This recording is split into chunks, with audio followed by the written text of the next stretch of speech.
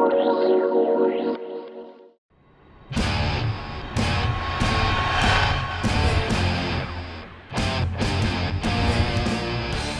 for checking out the top 10 high school football plays of Week 6. I'm Charles King. We start as usual with some honorable mentions beginning Thursday at Lake Howell. C.J. Williams taking the field at quarterback. He catches a low snap, takes it to his left and gets a great block from his left tackle and scores his first career touchdown. His teammates are fired up to see him get his first score, and Lake Howell wins its first game of the season. Let's stay at this game but switch sides. Eastridge with the ball here, and Hunter Bush's pass is a little high off the hands of Michael Turner but into the hands of Kyle Seque for a touchdown. And Turner's not envious. He's the first to congratulate his teammate on the heads-up play. Another great catch up next. It's Boone with the ball against Dr. Phillips. Logan Smith throws for his favorite target, Adam Anderson, who makes a great adjustment to make the touchdown grab. Braves lost this game, but Smith and Anderson connected twice for scores. For our final honorable mention, we go to Lake Nona versus Gateway, where Lions quarterback Tucker Israel became the state's all-time leader for career touchdown passes. He breaks it on this 1-yard touchdown toss to Chad Maycumber. He now has 127 career touchdown passes. Now to the countdown, and we have a trio of game-winning plays tied at the number 10 spot.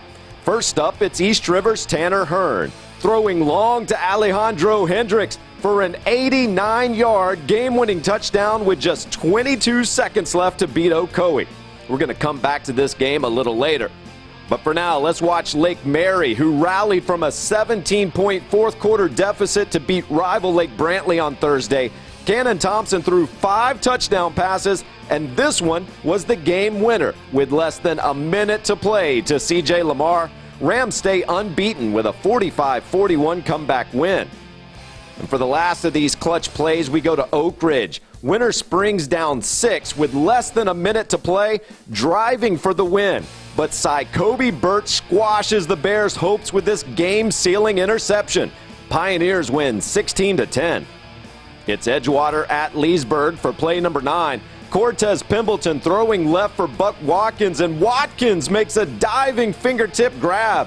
Pimbleton and Watkins also hooked up later for a game-winning touchdown in the final minutes as Edgewater earned a big district win, 38-31.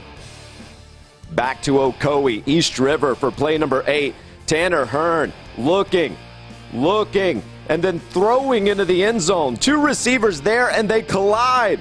But Tyler Castillo grabbed it and hung on for the touchdown.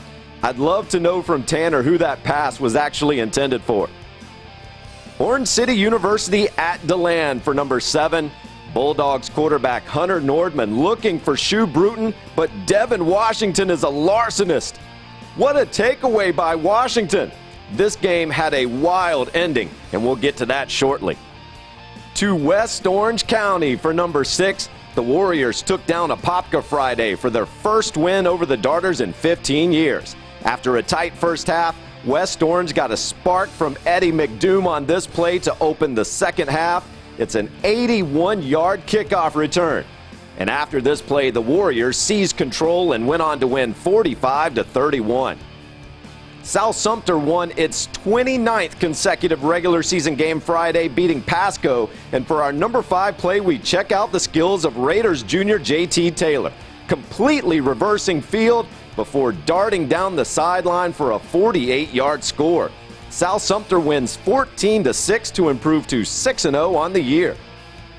We're back at DeLand now for play number 4, where we'll see the final moments of Friday's game against Orange City University. Titans trailed 7-0 but score a late touchdown, and it looks like the game is going to overtime. But Mitch Bailey had other ideas, sneaking through and extending to block the extra point and preserve the win.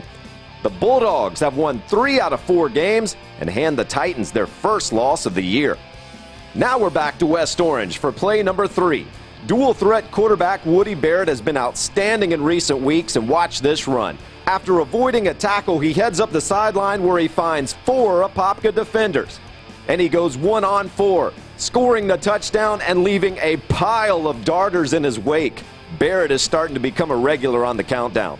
For play number 2, we go to Orlando University, and while the Cougars picked up a huge win over Oviedo, Lions running back Jarrell Green had the best play of the game. After darting through the line, he gets surrounded, but watch this wizardry. A tough loss for Oviedo on Friday, but a big-time run by Green.